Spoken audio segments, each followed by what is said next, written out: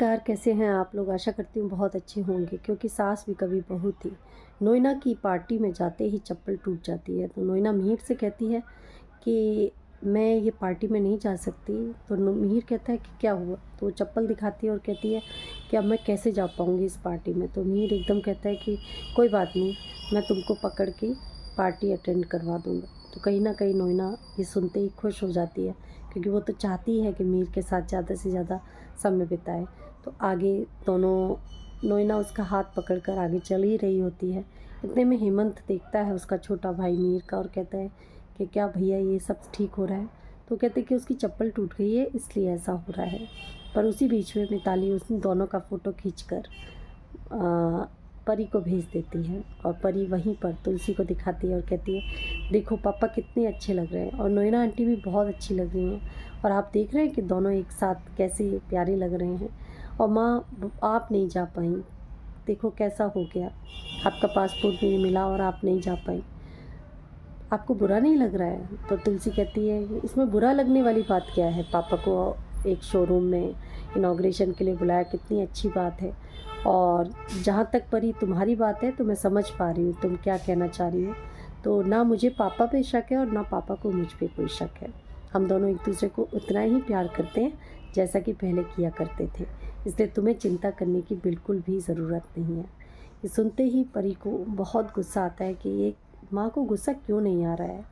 वो चाहती है कि माँ और पापा का रिश्ता किसी भी तरीके से टूटे क्योंकि वो जायदाद नहीं दे रही हैं। तो कहते हैं ना, बच्चों में इस तरीके की चीज़ें जब होती हैं ना तो बच्चे क्या से क्या कर दें पता ही नहीं चलता है।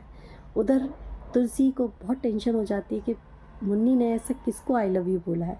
तो वो ऋतिक से बोलती है कि ऋतिक आज तुम मुन्नी को जब लेने जाओगे तो उससे बात करना कि कौन है वो लड़का, ऐसा तो नहीं है वो कहीं किसी गलत दिशा में जा रही हो, किसको चाहती है, हमें भी तो पता चले। तो ये बात सोचते ही एकदम से ऋतिक उससे पूछता है कि मुन्नी कौन है वो। तो मुन्नी कुछ नहीं जवाब देती है और एकदम से कहती है कि आप मेरा इस तरीके से मोबाइल नहीं देख सकते हो, कोई है, मैं बता दूंगी, जब समय आएगा तो मैं बता दूंगी। तो वहीं पर ऋतिक अपनी जैसे इन मैसेज करता है उससे पूछता है कि तुम कब आओगी सामने। तो वो कुछ जवाब नहीं देती और वो बस ये लिख देती है कि किसी को पता ही नहीं है वो कौन है, वो मुन्नी है या कोई और है।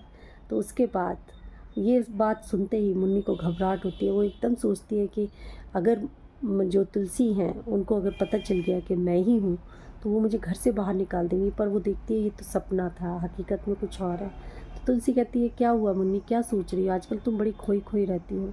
पर वो कहती नहीं नहीं मेम साहब कुछ ऐसी बात नहीं है। उधर नोइना बहुत खुश है मीर को देख देख कर। सुचू उसकी छोटी बहन कहती है क्या दीदी तुम सही कर रही हो, वैसे तो तुम बहुत खुश हो, अच्छी बात है, पर ये जो उसका भाई है हेमंत वो तो बिल्कुल अकेला तुम लोगों को छोड़ता ही नहीं है। तो नोइना कहती है हाँ इसके लिए कुछ करना पड़ेगा।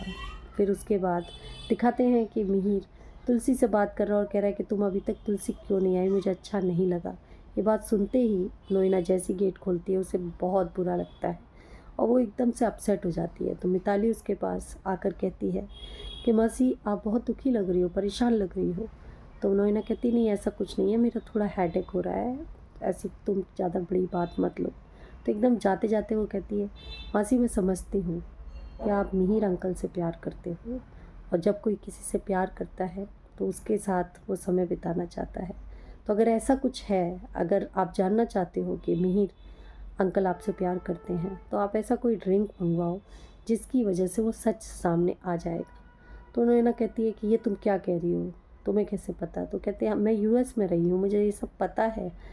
तो कहीं ना कहीं नोइना के दिमाग में वो सब चीज़ें शायद आ रही हैं। और फिर उसके बाद जब वही सब होता है तो नोइना मिहिर से कहती है कि अब मिहिर क्या जवाब देगा। जानने के लिए मेरे साथ जुड़े रहिए। धन्यवाद, नमस्कार।